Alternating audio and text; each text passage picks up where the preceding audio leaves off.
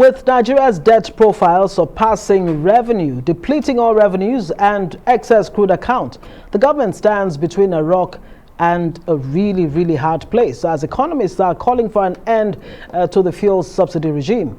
With a 4 trillion naira fuel subsidy budget in 2022, many question how the government plans to fund this in the face of a financial crunch. Is Nigeria ready for an end to the fuel subsidy regime?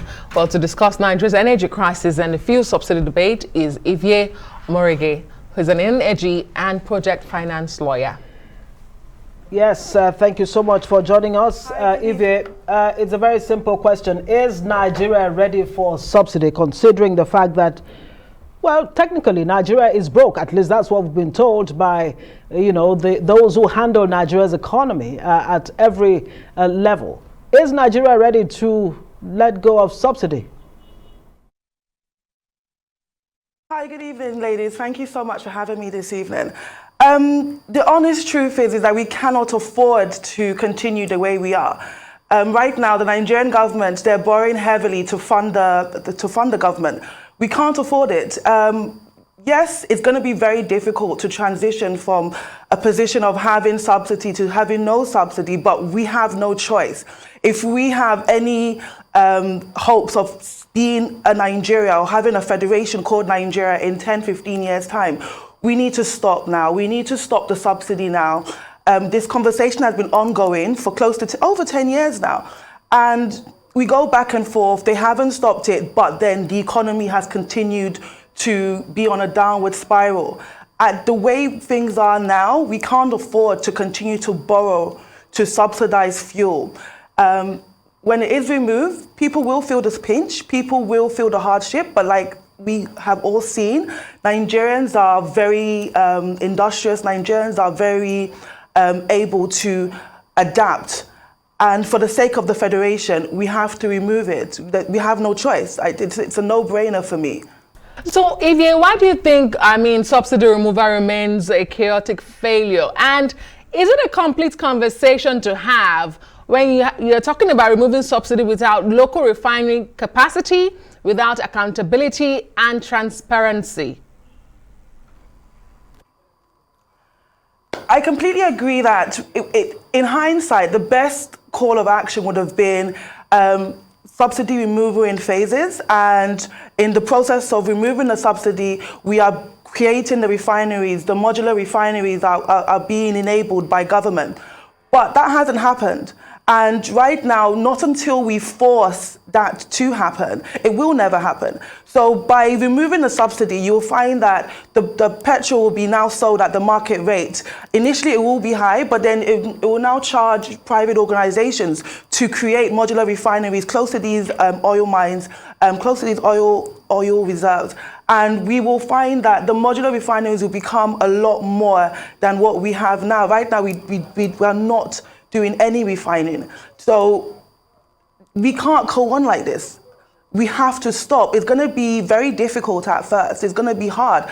And I do understand that people are already in hardship, and to get even harder, we might see high levels of poverty. But for the sake of the country, for the sake of the nation, we have to stop now. We have to remove the subsidy. We have to bear the consequences. The subsidy has been there, and Nigeria is, the economy is almost crashing.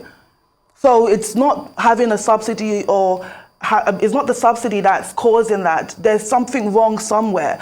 We are borrowing at a rate that makes no sense. It makes me question the intention of the people that are even borrowing us money at this particular point in Nigerian history.